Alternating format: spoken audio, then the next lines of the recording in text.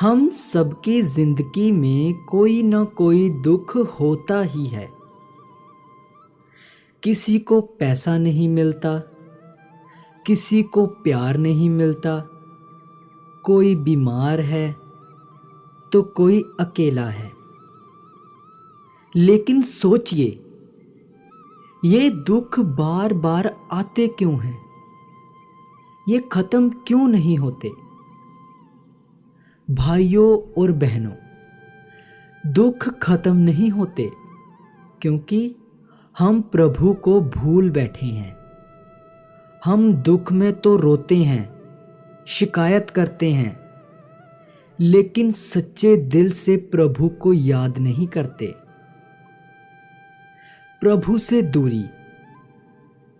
जब तक आत्मा अपने मालिक से दूर है, तब तक चैन नहीं मिलेगा, सुख नहीं मिलेगा। जैसे मछली पानी से बाहर हो तो तड़पती है, वैसे ही आत्मा परमात्मा से बिछड़कर दुखी रहती है। हम हमेशा दूसरों को दोष देते हैं। उसने ऐसा किया, इसने मेरा दिल दुखाया। लेकिन सच्चाई ये है कि हमारा अपना मन ही दुख का घर बन गया है। जब मन में गुस्सा, जलन, लालच हो तो कैसे शांति मिलेगी? आज हम भजन करते हैं पर दिल से नहीं। मोबाइल के लिए समय है, दुनिया के लिए समय है, पर क्या प्रभु के लिए रोज कुछ पल दिल से नहीं निकलते? अब इसका समाधान क्या है? सच्ची बंदगी ही दुखों की दवा है। हे मेरे मालिक, मैं थक गया हूं, अब मुझे अपने चरणों में ले लो। तुम ही मेरा सहारा हो, तेरे बिना ये दुनिया अधूरी है। जब आत्मा इस भाव से रोती है, जब आंखों से आंसू नहीं प्रभु की याद बहती है, तब दुख गलने लगते हैं, तब दिल हल्का होने लगता है और प्रभु मुस्कुराकर कहते हैं, आ गया मेरा प्यारा, अब मैं सब संभाल लूंगा। तो प्यारे भाइयों और बहनों, दुख आए तो घबराना नहीं, उसे देखकर प्रभु को याद करना है। रोते हुए नहीं, भरोसे से कहना है, जो होगा प्रभु तू ही करेगा। मैं तुझसे जुड़ गया हूं, अब तुमसे कभी दूर नहीं जाना चाहता। तब दुख भी एक दुआ बन जाता है और जीवन एक भजन। गुरु प्यारी सात संगत जी, आप सभी को प्यार भरी राधा स्वामी जी। गुरु प्यारी सात संगत जी, आज का सत्संग हमारा दादा मंगाराम जी का बड़ा ही विशेष सत्संग होने जा रहा है। आज का सारा सत्संग इसी पर आधारित है, तो आप इस सत्संग को अंत तक जरूर सुने। वाणी श्री हजूर स्वामी जी महाराज। गुर की मौज रहो तुम धारे, गुरु की रजा संभालो यार। यह श्री हजूर स्वामी जी महाराज का एक अति सुंदर और शिक्षादायक शब्द है।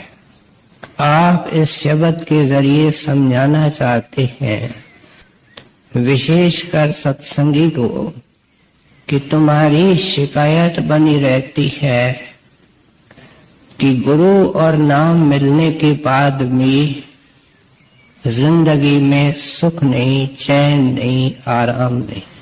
आप समझाने लगे हैं कि इसका एक ही कारण है, और वह क्या है कि तुमने मन के मौज को, मन के भाणे को नहीं छोड़ा। जब तक मन के मौज और भाणे को त्याग करके गुरु के मौज और भाणे के अंदर बरतना शुरू नहीं करोगे, प्यारे, अंत वेले तक तेरे को सुख नहीं मिलेगा। ये गुरु का या मालिक का भाणा और मौज क्या होता है, इस विषय को इस शब्द के जरिए खोल करके समझाते। कैसे हम अपने मन के तरंगों से निकल करके गुरु के भाणे के अंदर बरत सकते हैं, इसको आप बड़ी अच्छी तरह और सिस्टमैटिकली खोल करके समझाते हैं। बड़े महाराज साहब फरमाया करते थे कि साधु, महात्मा, दरवेश दो किस्म के होते हैं। एक अहले दुआ होते हैं, दूसरे अहले रजा होते हैं। अहल फारसी शब्द है जिसका अर्थ है मनुष्य। कहते हैं एक वो महात्मा होते हैं जो दुआ में विश्वास करते हैं, प्रार्थना करते हैं, और दूसरे वे होते हैं जो रजा के अंदर राजी रहने वाले होते हैं। साथ में फरमाया करते थे कि जो अहले दुआ होते हैं उनका दर्जा बहुत नीचे होता है, ये लोअर डिग्री के महात्मा होते हैं। और अहले रजा जो होते हैं, मालिक के भाणे के अंदर रहने वाले, वे उच्च दर्जे के दरवेश और महात्मा होते हैं। आपको ध्यान रहे कि ऐसे ही महात्माओं की वाणी इस सत्संग के अंदर ली जाती। इतिहास के अंदर ऐसे महात्मा बड़े उज्जवल मिसाल पेश करके गए हैं कि मालिक के भाणे के अंदर ये महात्मा और दरवेश खुद रह करके किस तरीके से जीवों को सिखाती है। क्राइस्ट ने कह दिया, आई एंड फादर आर वन। क्या मेरे और परमेश्वर के अंदर कोई भिन्नता नहीं है? ये पुराना नारा है, पुरानी असलियत है और सत्य है। लेकिन उस वक़्त के पुजारियों ने, प्रीस्ट ने आपको नहीं समझा। उन्होंने उनको पकड़ के सलीब पर चढ़ाने की कोशिश की। सलीब की तस्वीरें कभी कभी हमने देखी होगी। जब आपको सलीब के ऊपर क्या लकड़ी का फट्टा था, उसके सामने खड़ा किया, तो कुछ कमाई वाले सेवक पास खड़े थे। उन्होंने कहा कि महाराज हजरत, आप सारी शक्तियों के साहब होते हुए ये क्या हम देखने लगे हैं? आप इन सब को फना कर दो। तो आपने क्या उत्तर दिया कि मैं फना करने नहीं आया, मैं तो जिंदा करने आया। और मालिक के आगे अरदास करी, फादर फॉरगिव देम, ऐ परम पिता इन मूर्ख लोगों को बख्श दीजिए। ये दरवेश की निशानी है। For they know not what they do. उन अंधों को पता ही नहीं है कि वो क्या कर रहे। जब ऐन फट्टे के पास उसको लाए और उसके शरीर में कीलें ठोकने लगे, तब आपके मुख से एक आवाज निकली, दाई विल बी डन। क्या तेरा भाणा बरत रहा है? ये होते हैं अहले रजा, महात्मा जो मालिक के भाणे के अंदर रहते हैं। 500 साल के बाद मंसूर ने उसी असलियत को दोहराया और अपनी भाषा में कहा, अनहन हक, वही कि आई एंड फादर और वन। क्या मेरे और हक के बीच में कोई अंतर नहीं है? कुल्ला काजी मुल्ला आपको समझ नहीं सके। बादशाह को भड़काया, बादशाह ने इनको मौत की सजा दे दी। कोई प्रेमी मंसूर के पास चला गया, कहता है कोई प्रेम भाणे और इश्क की बात सुनाओ। तो मंसूर कहता है सुनाओ क्या, तुम 3 दिन देख लेना कि भाणा क्या होता है, इश्क क्या होता है। दूसरे दिन आपको संगसार करके क्या पत्थर मार मार करके खत्म करने की कोशिश की गई, लेकिन आप नहीं मरे। शरीयत के विरुद्ध जाकर के जलाद को बुलाया गया कि इसके एक एक अंग को काट दो।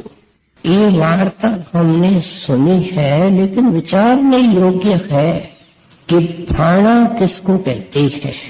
आपके पैर काटे गए तो आपने बड़ी खुशी से मुस्कुराते हुए पैरों को कटा दिया। हाथों को जब जलाद ने काटा तो आप कुछ नहीं बोले, इतना ही बोले कि मेरे पास हाथ है, मेरे पास पाँव है, जो आकाशों के ऊपर कदम रखते हैं, किंकरों को पकड़ के ऊपर जाते हैं। मुझे इन हाथों पैरों की जरूरत नहीं है। जरा सी रंजिश और दर्द आपके चेहरे पर नहीं था। इस तरीके से जब आपकी आंखें निकालते हैं तो क्या कहते हैं, ऐ जलाद ये आंखें फना को देखती हैं, नासवंत को देखती हैं। मेरे पास अजर अमर आंख है जो बका को देखती है। मुझे इन आंखों की कोई जरूरत नहीं है। लेकिन जब जलाद ने आपकी जुबान को काटने की कोशिश की, तब जलाद को कहने लगे कि 1 मिनट रुक जाओ। उस वक्त आप खुदा के आगे पर प्रार्थना करते हैं, मुर्शिद बाहर से आप इम्तिहान ले रहे हैं, अंदर से आपका हाथ है, आपकी मौज और भाणा मेरे लिए मीठा है। उसके बाद जलाद ने आपका सिर काट दिया और भी बहुत कुछ उसके बाद हुआ। लेकिन कहने का मतलब ये है कि इस ऊंच दर्जे के महात्मा जिस कौम मजहब जाति के अंदर हुए, उन्होंने भाणे का ऊंचे में ऊंचा मिसाल खुद अपने जिंदगी के द्वारा पेश किया। जिस महात्मा की हम वाणी सुन रहे हैं, इनके घर के जो घर से थे उनका नाम माता राधा था। बड़ी कमाई वाली एक प्रेमी सत्संग थी। उनका एक ही भाई था और उस भाई का एक ही लड़का था। वो बहुत बीमार हो गया, सब तरफ से हार गए। माता राधा स्वामी जी महाराज के चरणों में आकर के प्रार्थना करती है कि इस लड़के को आप रख लीजिए, क्या बचा लीजिए। तो स्वामी जी महाराज कहते हैं इसकी जिंदगी खत्म हो चुकी है, अगर आप चाहें तो मैं अपनी जिंदगी दे करके इसको आगे जिंदगी दे सकता हूँ, लेकिन मुझे जाना पड़ेगा। माता राधा ने हाथ जोड़ दिए, लड़का निश्चित समय पर चला गया। बड़े महाराजी खुले आम सत्संग के अंदर अपने साहिबजादे की छोटे लड़के की वार्ता सुनाया करते थे कि टेलीग्राम आया, हम सर से गए, लड़के की हालत बिल्कुल ऐसी थी, किसी तरीके से उनको ब्यास ले आए। उस वक्त पक्की सड़कें, मोटरें, बसें नहीं थी। चारपाई के ऊपर उनको रखा और धीरे धीरे आ रहे थे, एक पेड़ के छाया के नीचे रखा।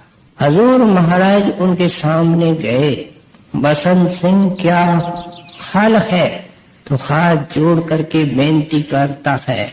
उनको बाबा जी महाराज से नाम मिला था कि बाबा जी महाराज अंदर तैयार खड़े हैं मुझे ले जाने के लिए, लेकिन साथ में ये कहते हैं कि आपका हुक्म चाहिए, आपकी इजाजत चाहिए। हजूर महाराज जी फरमाया करते थे कि मैंने 1 मिनट बाबा जी का ध्यान किया। ये तो सब कहने की बातें होती है, समझ से परे है। संतों को ध्यान करने की कोई जरूरत नहीं होती है।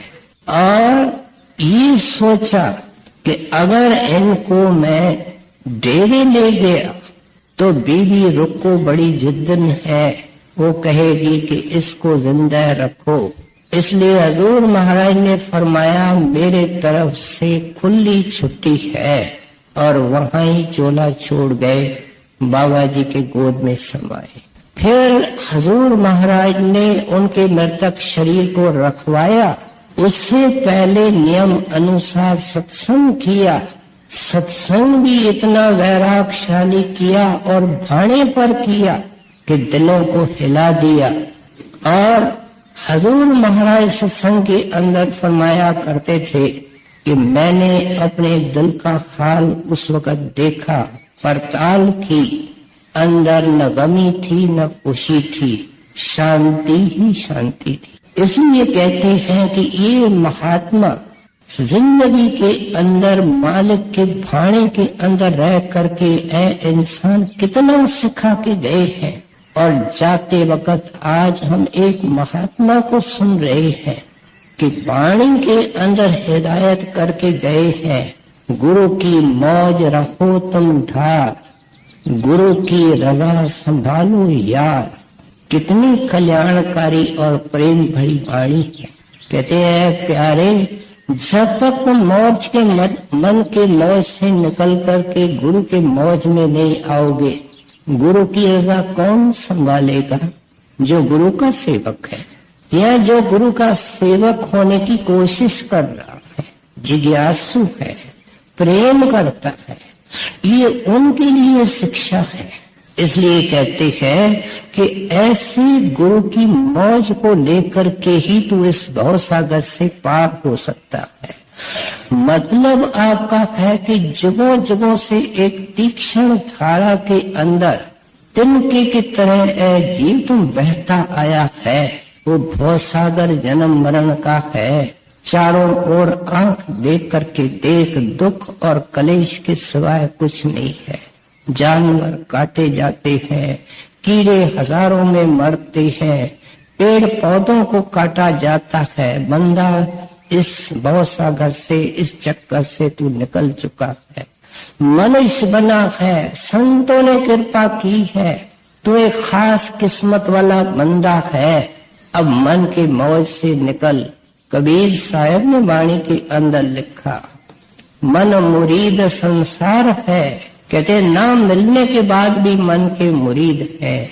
गुर मुरीद कोई साथ, मुरीद का अर्थ है सेवक, शिष्य, सत्संगी। कहते तुम मन के सेवक हो।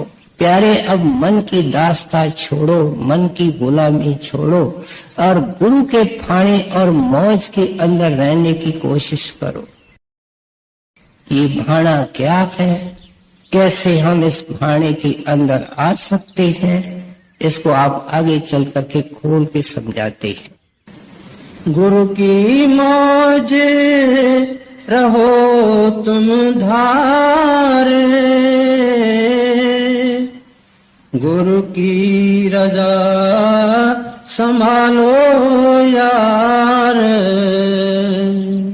गुरु जो करे सो हित कर जान,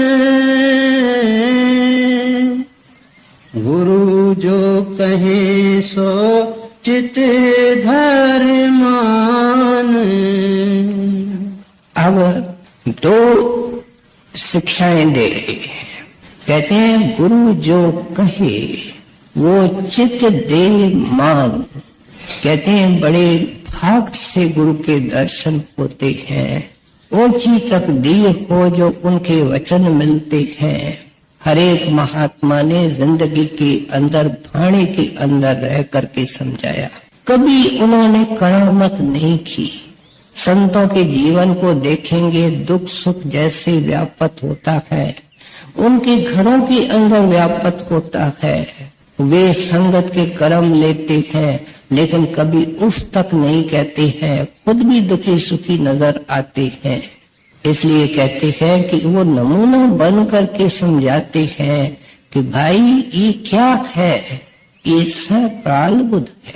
प्रारब्ध क्या होती है कि जो कर्म हम करके आए हैं और जिसके कारण ये हमारे जिंदगी का नक्शा तय हो चुका है।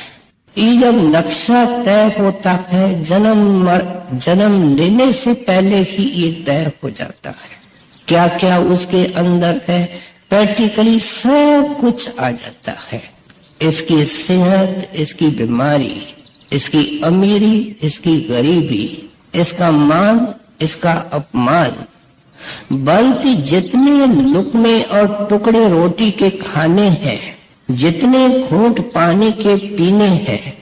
कई बार हमने देखा होगा कि एक आदमी जाने की तैयारी में है, पानी का चिमच उसके मुंह के अंदर डाला जाता है, कभी वो चिमच चला जाता है, कभी वो पानी फेंक देता है। क्या जिसके नसीब में वो आखिरी घूंट था उसने तो अंदर ले लिया, जिसके नसीब में नहीं था वो ले नहीं सका। इसलिए कहते हैं ये घूंट भी पानी के निश्चित है। और कहते हैं जितने तुमने श्वास लेने हैं, ये श्वास लेकर के आता है, वर्ष और महीने लेकर के नहीं आता। किस तरीके से श्वासों को खर्च करता है आगे चल करके समझाएंगे कि ऐ सत्संगी तेरे को सब चीज का ज्ञान और ध्यान है।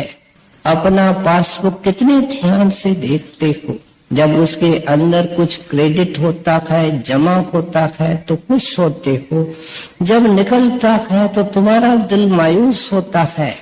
प्यारे, तुमने जिंदगी का पासबुक देखा, तुमने उसकी पड़ताल करी कि कितने श्वास इस आशा तृष्णा के भट्ठी के अंदर जल गए, कितने श्वास परमार्थ में लगे। सोचे तो इसका मन मायूस हो जाएगा और ये परमार्थ में लगाने की कोशिश करेगा।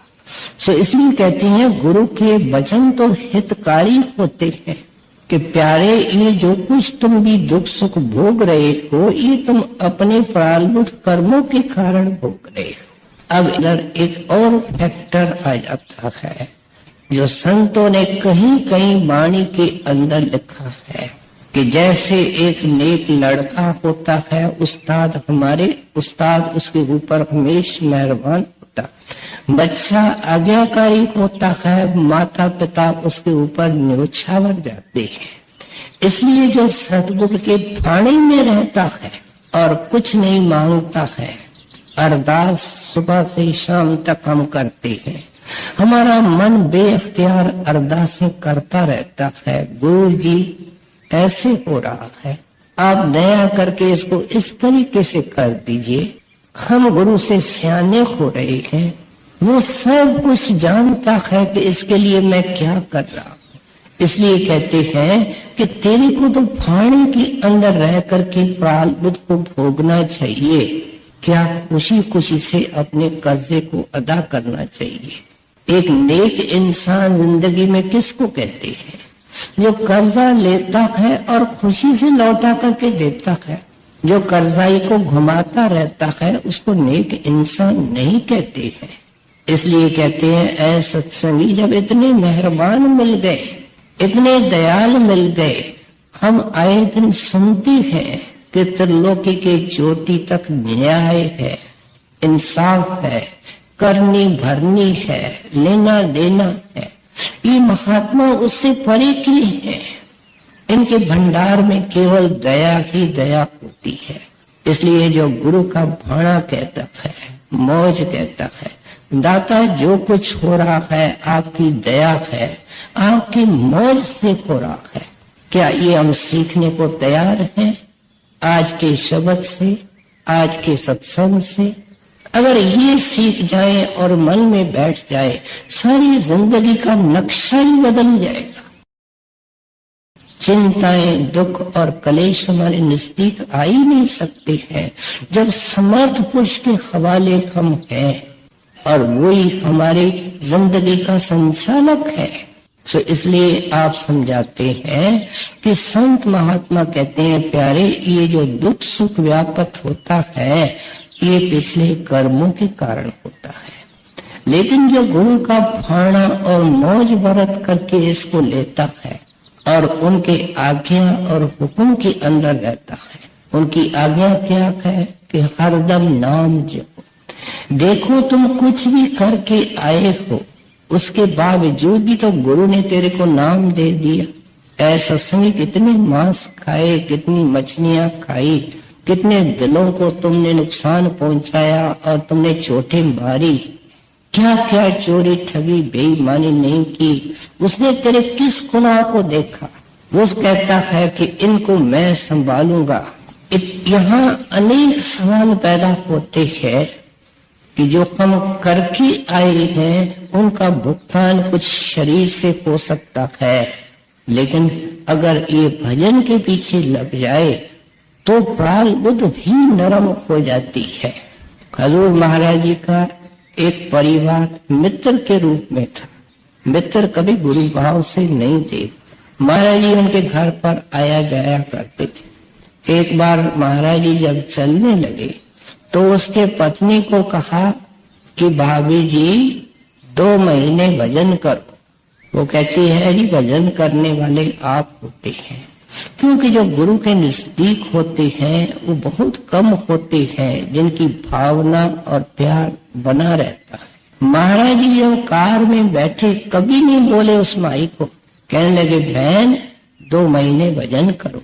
और फिर उनकी चिट्ठी आई कि हम शिमले गए थे और हमको टेलीग्राम आया, हमारा नौकर सारे घर की चोरी करके जेवर सामान ले गया।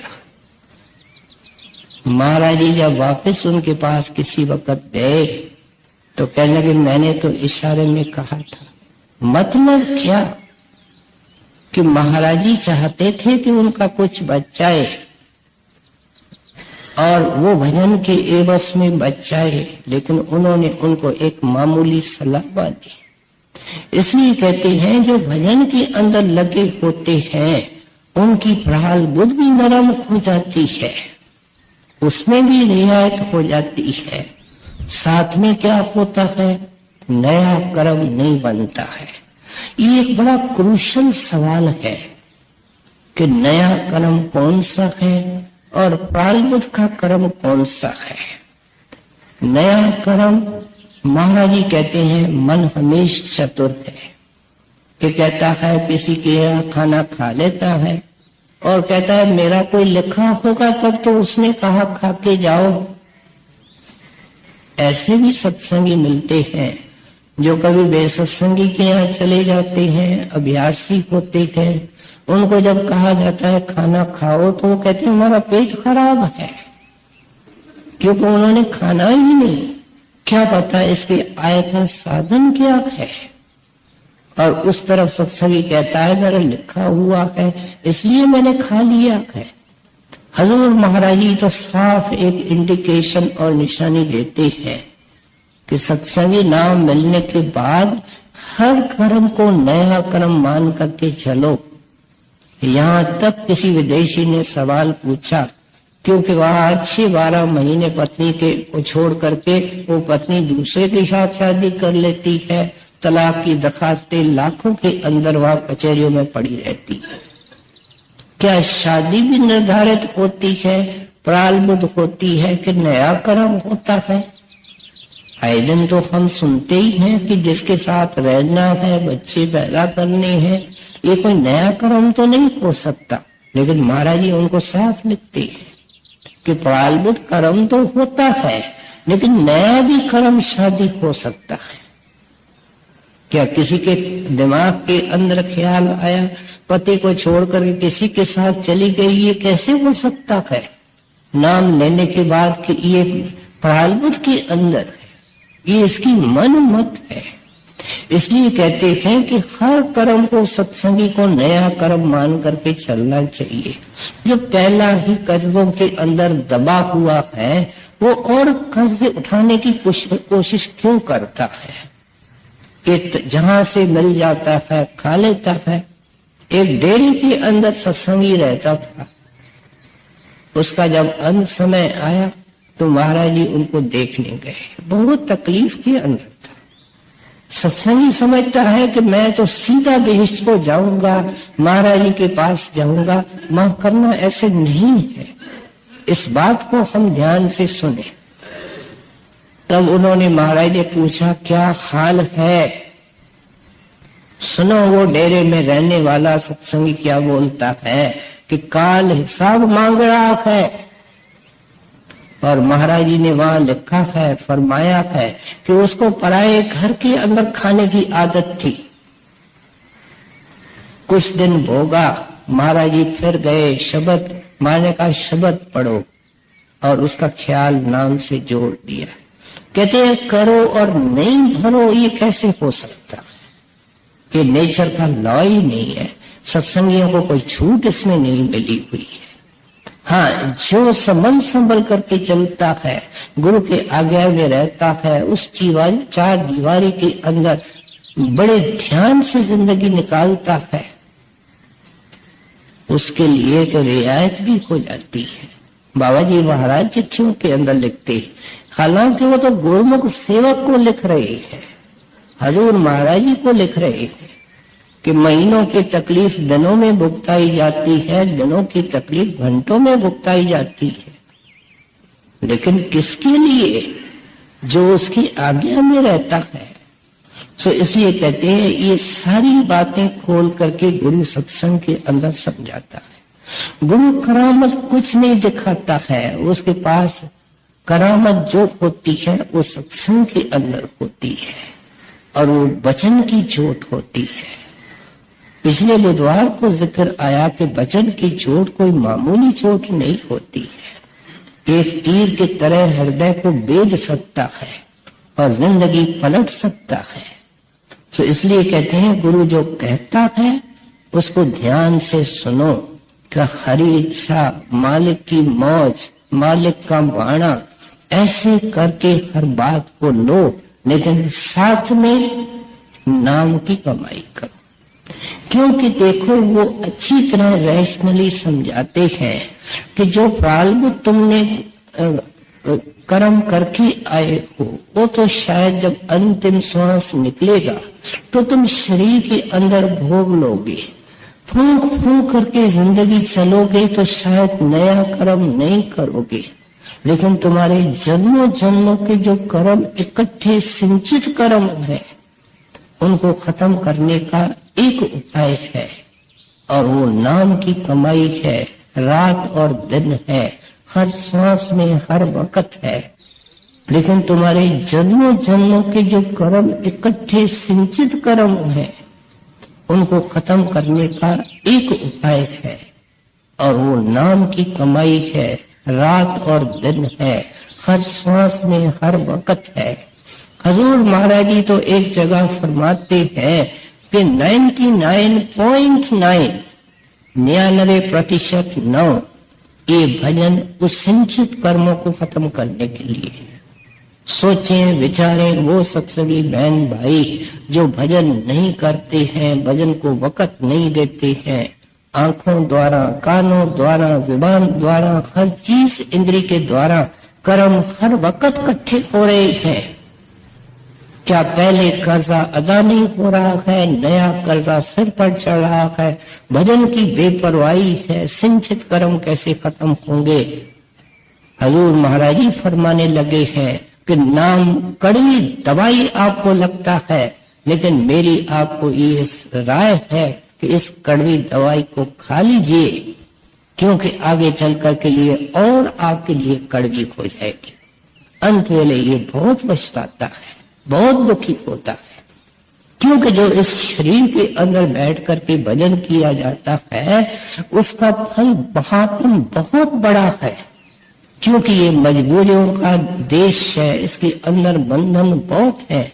इसलिए कहते हैं मन से संघर्ष लेकर के गुरु सत्संग के अंदर सब चीज खोल करके समझाता। मन से संघर्ष लेकर के नाम की कमाई करने की कोशिश करो, लेकिन साथ में एक और बात समझाने लगे, गुरु जो करे सो हित कर जान। कहते हैं जो भी वो करते हैं तेरे मन के अंदर कभी होका, कभी ऐतराज नहीं उठना चाहिए।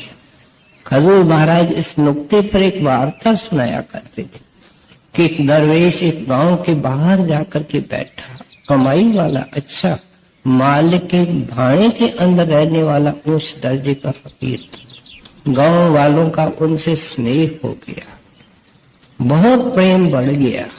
अब एक बार रात को क्या होता है कि अचानक उनके गांव के सारे मुर्गे मुर्गियां मर जाते। दंग रह गए, दरवेश के पास आए। दरवेश ही ये क्या हो गया? वह हाथ जोड़ करके कहता है, प्यारे मेरे को रोज सुनते हो, मुझे नई बात तो कुछ कहनी ही नहीं। जो कुछ होता है उसकी मौज और हुक्म से होता है, इसके सिवाय मैं न जानता हूं न मैं आप कहता हूं। गांव वालों के समझ में नहीं आया। कुछ समय के बाद अचानक एक रात को कुत्ते मर गए। महात्मा के पास जाते हैं, वही उत्तर मिलता है। गांव वाले निराश होकर के वापस आते। उन दिनों में हमने सुना है कि दिया सिलाई माचिस वगैरह नहीं थे, आग को राख के नीचे कोयलों को दबा करके रखते थे, सुबह को वापस उससे आग को शुरू करते थे। एक रात को अचानक सबके घर के अंदर आग बुझ गई और उसी रात को लुटेरों की एक टोली वहां से निकली। उस टोली का एक आदमी बोलता है अपने नेता को, जो लीडर था, कि इधर भी एक गांव है और लूट मार करें। तो वह सरदार कहता है, तुम मूर्ख है। इधर अगर कोई गांव होता तो मुर्गे मुर्गी की कोई बांग होती, कुत्ते के भौंकने की कोई आवाज होती, किसी घर के अंदर से चिंगारी जितनी रोशनी नहीं निकल रही है। तू मूर्ख है, इधर कोई गांव नहीं है, आगे चलो। वो पंडारी क्या करते थे? औरतों को अपमानित करते थे, पैसे वगैरह जायदाद ले जाते थे, जो टक्कर लेता उसको खत्म कर देते थे। सुबह को गांव वालों को सब चीज का पता चला, आकर के दरवेश में माथा टेका। उनका हाल क्या होगा? आंखों में आंसू, गले में कपड़ा और दिल में शुक्रिया, आभार। कहते ऐसे जिंदगी निकालने की कोशिश करो। गुरु जो करे सो हित कर जान, गुरु जो कहे सो चित धर मान, शुक्र की करे ना समझ विचार, सुख दुख दो देंगे हिकमत धार। वाणी का एक एक वचन मीनिंगफुल होता है। पूरे ध्यान से वाणी और सत्संग को सुनना चाहिए। कहते हैं दुख सुख देंगे हिकमत धार। हिकमत का मतलब है विस्डम, सियानप, अकलमंदी। कहते हैं वो देने वाले दुख और सुख और सत्संगी तेरी जिंदगी के अंदर। सत्संगी की बात हो रही है। ये गुरु खुद है, वही संचालक है, वही एडमिनिस्ट्रेटर है। जब इसको नाम मिलता है, कर्मों की फाइल काल के दफ्तर से निकल करके गुरु के दफ्तर में आ जाती है। और कैसे उसका लेखा खत्म होगा, उसका भुगतान होगा, इसका निर्णय गुरु करता है। इसलिए कहते हैं वो काल की तरफ नहीं भोगने लगा है। जो कुछ आता है वो गुरु की तरफ से आता है। एक मुसलमान दरवेश बड़े अपने सुंदर लहजे से कहता है कि ऐ प्यारे मेरे को ध्यान से सुन, तेरे ऐतराज, तेरे अंदर शिकवे और शिकायत। तू कहता है मैं संतों का जीव हूँ, तेरे चेहरे पर चिंता है, तेरे जुबान पर शिकायत है, ये कहाँ तक शोभा देता है। प्रीतम के तरफ से जो आता है वो मीठा है। तो ये और बात है कि तेरी जुबान कड़वी है। हम जानते हैं बुखार के अंदर जुबान कड़वी हो जाती है, हमको हर चीज कड़वी लगती है। वो चीजें कड़वी नहीं होती है। जैसे जैसे बुखार का असर उतरता है, चीजों का असली स्वाद आने लगता है। सो इसलिए कहते हैं तेरे को कड़वा क्यों लगता है, क्योंकि तेरे को होने का बुखार है। तू अपने आप को परमात्मा और गुरु से अलग करके बैठा है। अगर तेरी मत गुरु के मत में मिल जावे, क्या मन के मत से निकल करके तू गुरु के मत में आ जाएगा तो तेरे को सब मीठा लगेगा। वो मानो दुख है, वो सुख है। सो इसलिए कहते हैं सुख दुख देंगे हिकमतदार। ये सुख और दुख इन दोनों से दुनिया बनी हुई है और ये जीवन बना हुआ है। जैसे कोई कपड़ा बुना जाता है, उसमें कई किस्म के धागे होते हैं, इस तरीके से जिंदगी का कपड़ा है। कहते हैं इसके अंदर कभी ज्यादा दुख होता है, कभी कम दुख होता है, कभी सुख की घड़ियां होती हैं, कभी दुख की घड़ियां होती हैं, लेकिन ये तो मौसम की तरह होते हैं। देखो सर्दी आती है, गर्मी आती है, क्या बसंत आता है, लेकिन हम इसके लिए ऐतराज कभी नहीं करते कि सर्दी आती क्यों है, गर्मी आती क्यों है।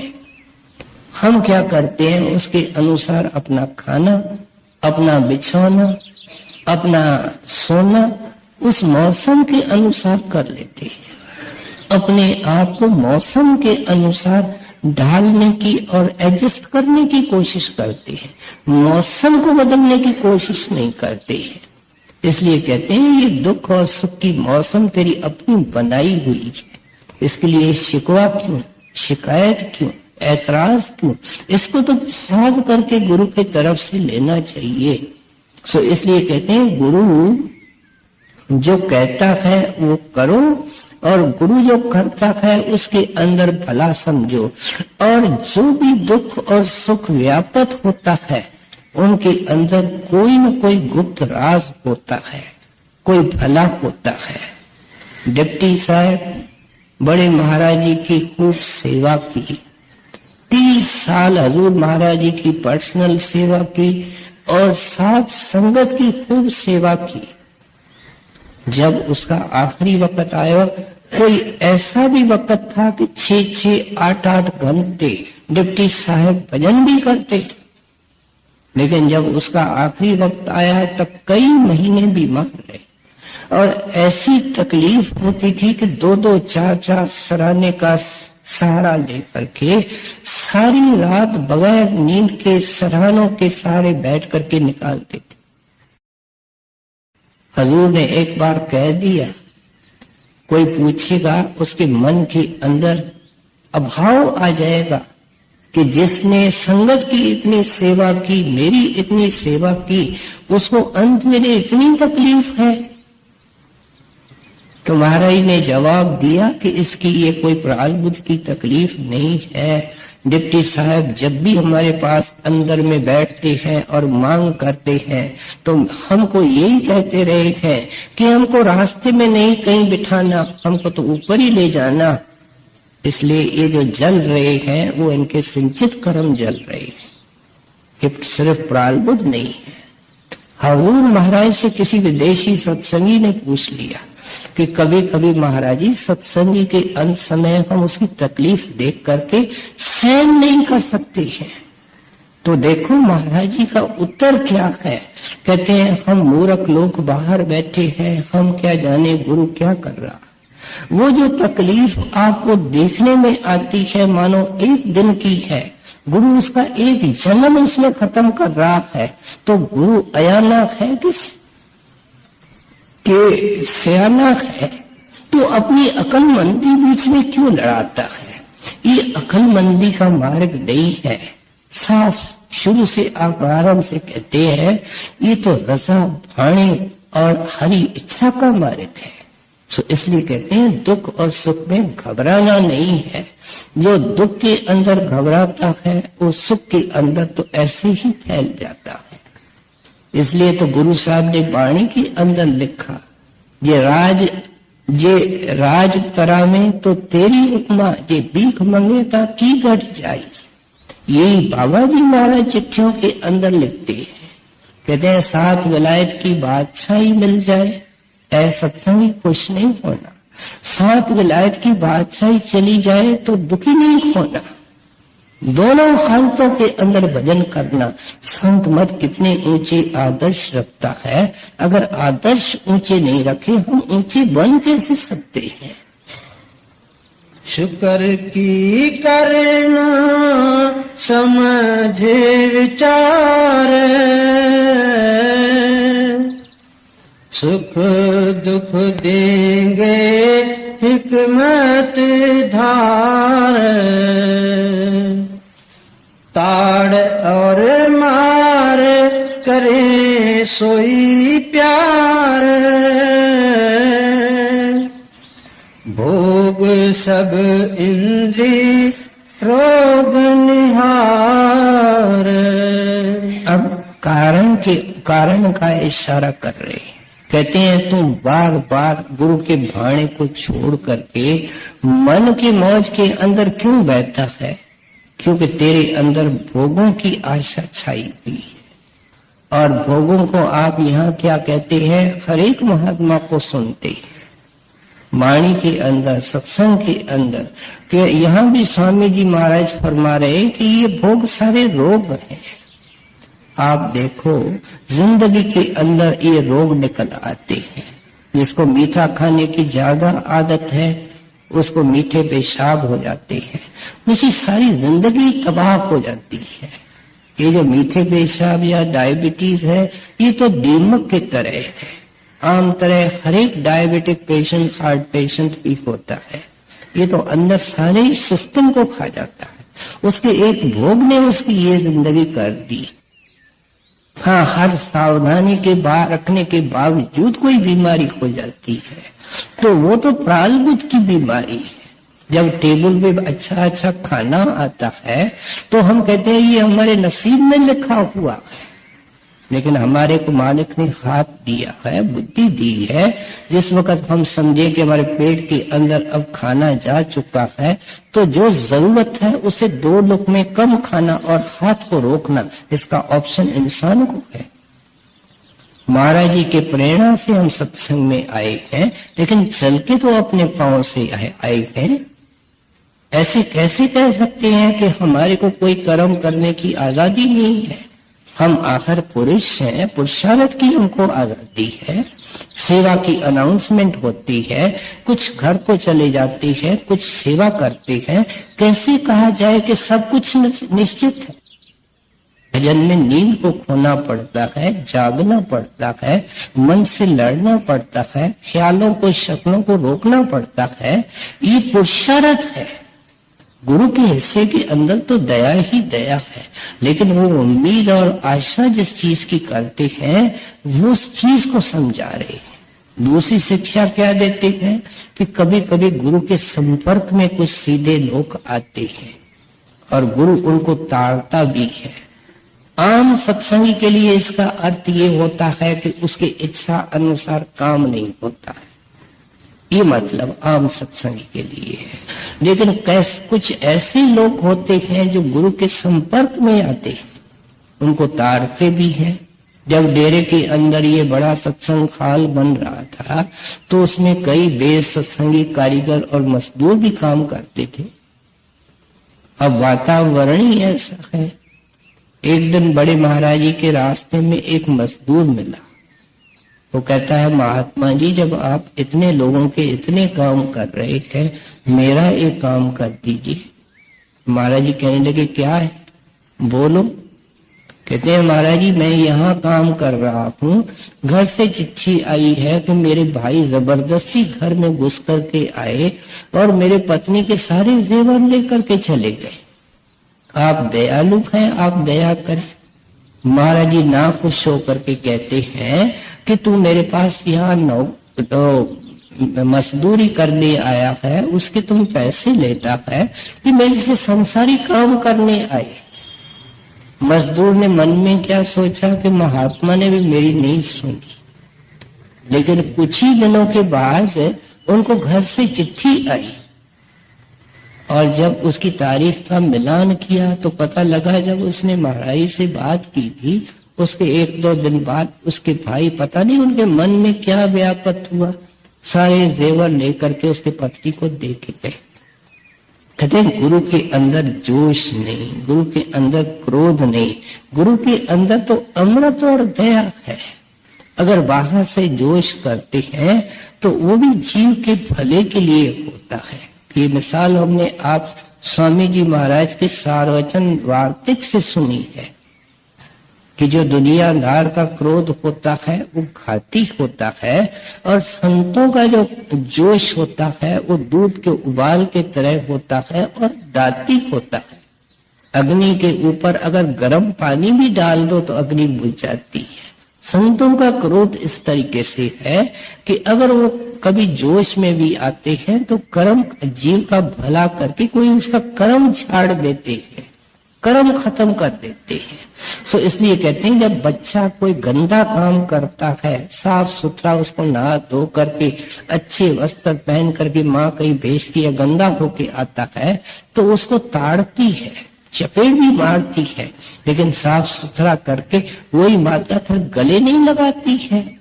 जब दुनिया का ये रिश्ता है, कहते हैं ए तुम अज्ञानी सत्संगी, तुम गुरु कितना तुमसे प्यार करता है उसको तू अक्ल बुद्धि से कैसे समझ सकता है।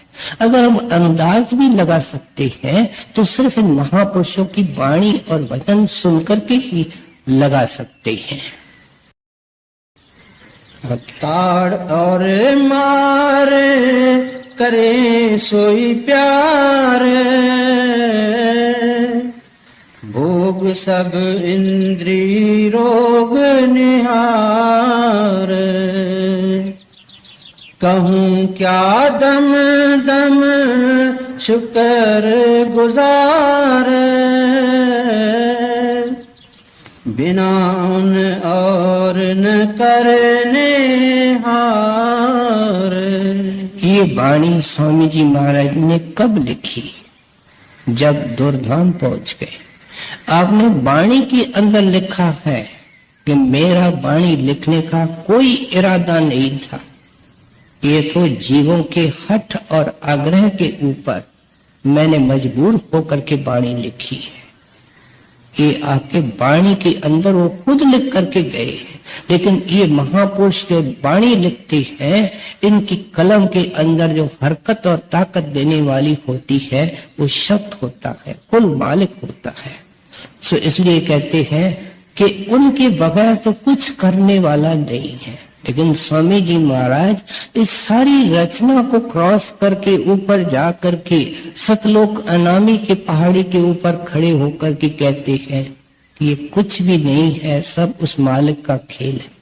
जैसे पहाड़ी के ऊपर आदमी खड़ा है, नीचे सागर ही सागर है, वो क्या देखता है कि हवा भी वो मालिक लगा रहा है, उस हवा के कारण लहरें भी मालिक पैदा कर रहा है, पानी भी मालिक ने पैदा किया है, इंसान ने क्या किया है। एक हालत उस महात्मा की है जो दुर्धाम पहुंच जाते हैं, उनकी नजर और होती है। उस हालत को बयान करते हुए गुरु साहब ने कहा, करन करावन आपे आप मानुष के कुछ नाई हाथ। हम यहाँ बैठ करके ये नहीं कह सकते। जब तक हम दुनिया के अंदर हैं और आंखों से नीचे हैं, हम हमेशा ये महसूस करेंगे कि शरीर काम कर रहा है। जब कोई मेहरबान हो जावे, कोई शुभ घड़ी हो जावे, आंखों से ऊपर चला जाए तो ये देखता है, यहाँ वहां के रहने वाले हंस देखते हैं कि वहां मन काम कर रहा है। जब ब्रह्म के सारे देश को क्रॉस करके पार ब्रह्म में ये जाता है, ये देखता है कि न तन का वास्ता है न मन का वास्ता है, यहाँ तो आत्मा काम कर रही है। लेकिन जब ये धुरधाम पहुंच जाता है, देखता है यहाँ तो कुछ भी नहीं है, खेल केवल एक का है, पसारा केवल एक का है। तो इसलिए कहते हैं कि ये ख्याल दुनिया के अंदर रख करके चलो कि तेरी तकदीर उसकी मुट्ठी के अंदर है जो कुल करतार है। फिर तेरा शिकवा, तेरी शिकायत, तेरी चिंता, तेरे ऐतराज, तेरी प्रार्थनाएं कहाँ मतलब रखती है। जब हजूर महाराज सत्संग के अंदर फरमाया करते थे, बिन बोल दे सब कुछ जान दातिस आगे की अरदास। कहते सत्संगी सुबह शाम तुमको अरदास तो एक करनी है, वो नाम है, सिमरन है, नाम की कमाई है, गुरु का ध्यान है। तुम्हारी ये अरदास है। इस अरदास का सहारा छोड़ करके पता नहीं क्या क्या किचरे के लिए अरदास करता है। वो तेरे अंदर बैठा हुआ तेरी हर हालत को जानता है, बखूबी समझता है। छोटा बच्चा माँ को सलाह देने लगता है कि तुम ऐसे करने के लो। ये तो हुआ नानी के आगे नानकाने की बातें करना हुई। सो इसलिए आप समझाते हैं कि वो सुजान है, करण है, कारण है।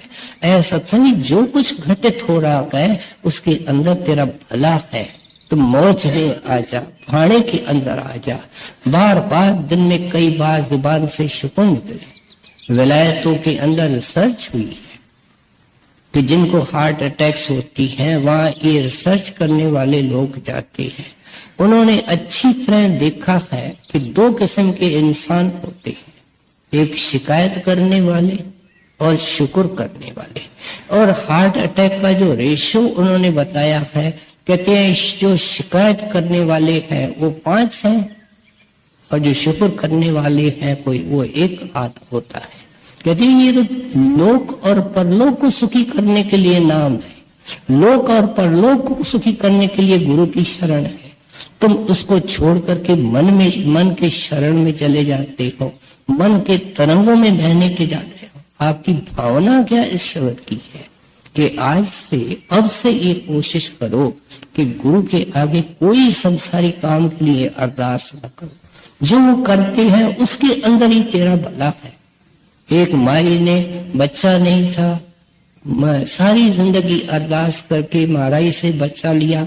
वो लुच्चा निकला, बदमाश निकला, उसने बाप को गिरफ्तार करा लिया। क्या ये ठीक अरदास है? हजूर फरमाया करते थे कई बार हम वो चीजें मालिक से मांगते हैं जिनसे जान छुड़ाने के लिए फिर वापस मांग करते हैं, अरदास करते हैं, महाराज ये मेहरबानी करके वापस ले। हम मूर्ख लोग, एक अंधा एक सुजाके को क्या जाने कि वो क्या करता है। इस एक नुक्ते के ऊपर आज के शब्द के द्वारा स्वामी जी महाराज हमको लाना चाहते हैं कि सत्संगी मन का भाड़ा छोड़ो, हर हालत में गुरु के भाड़े के अंदर खुश रहो, उसका प्रसाद करके मानो और नाम को पकड़ करके रखो। आगे खोल करके समझाते हैं। कहूँ क्या दम दम शुक्र गुजार, बिना उन और न करने हार। दुखी चित से ना हो दुख लार, सुखी होना नहीं सुख जार। विसारो मत उन्हें हर बार, दुख और सुख रहो उन धार। गुरु और शब्द ये दो मीत, नहीं कोई इन दर जीत। हमारे दिल को हाल को जानते हैं। सत्संगी कहता है कि ये मेरा पक्का दोस्त है, ये मेरा जिगरी दोस्त और मित्र है। ये कहती है ये मेरी बहन से ज्यादा पक्की सहेली है। यहाँ स्वामी जी महाराज तो कोई और ही बात कर रही है। कहते हैं गुरु और शब्द के अलावा भाई तू अंधे अज्ञान के अंदर फिर रहा है, न तो कोई मित्र है न कोई तेरा मददगार है। इसलिए जिंदगी के अंदर उसने तो तेरी बाह पकड़ी है, लेकिन तुम अंधेरे के कारण उसको देख नहीं पाते। सत्संग में आते हैं 4 घड़ियां, हमारा काम खत्म है, क्रोध खत्म है, धंधे खत्म है और दुनिया की दौड़ भाग खत्म है। एक नुक्ते पर हमारा ख्याल एकाग्र है। जो सत्संग में नहीं पहुंचते हैं सत्संगी, वो कितनी खोटी तकदीर वाले है। जब ये संत महात्मा वाणी के द्वारा इतनी सुंदर शिक्षाएं दे रहे हैं, कहते हैं उस मित्र को पकड़ जो कभी भी वहां नहीं छोड़ता है। जैसे तुम्हारी बाह एक बार पकड़ी है, कहते हैं वो गुरु है, और इस गुरु की बाह पकड़ के रखेगा, मतलब गुरु की शिक्षा और गुरु की दीक्षा, जिसको खून करके आपने समझाया। कहते हैं शिक्षा और दीक्षा के ऊपर चल भी तब सकेगा जब दुख और सुख से ऊपर उठेगा, जब मन में कोई होका पैदा नहीं होगा, जब मन के अंदर हमेशा भाना छाया रहेगा, गुरु की मौज छाई रहेगी। हमेशा ऐसा आदमी थैंक्स करता है, शुक्र करता है, मुस्कुराता है, हर तकलीफ को झेलता है, लेकिन खुशी खुशी से झेलता है। सो इसलिए आप समझाते हैं कि अगर इस तरीके से तुम गुरु के मौज के अंदर रहोगे तो खुशी के दरवाजे खुलेंगे, दया के दरवाजे खुलेंगे, और तेरे को किसी शुभ घड़ी में अंदर बुला लेंगे, और फिर तेरे को पता लगेगा कि तेरी जिंदगी का और सारे ब्रह्मांड का आधार शब्द है, वो तेरा अपना है। तेरी सोहत को उस शब्द के साथ जोड़ देंगे, और तेरे को जो नाम लेने का, संतों के शरण में जाने का मनोरथ है, वो मनोरथ तेरा पूरा हो जाएगा। क्या तेरे को ऊपर का रहने वाला और नागरिक कर देंगे। तू दुनिया में रहेगा, क्या दुनिया के लोगों से सेवा लेनी है, उनकी सेवा करनी है, लेकिन हम तो उनके गुलाम बने हुए, हम तो उनके चरणों में बिके हुए हैं। ये कहते हैं ये गुलामी का फंदा उतार करके संतों की मौज में आओ, संतों के शरण में आओ। शब्द लंबा है, इसको यहीं समाप्त करते। गुरु और शब्द ये दो मीत नहीं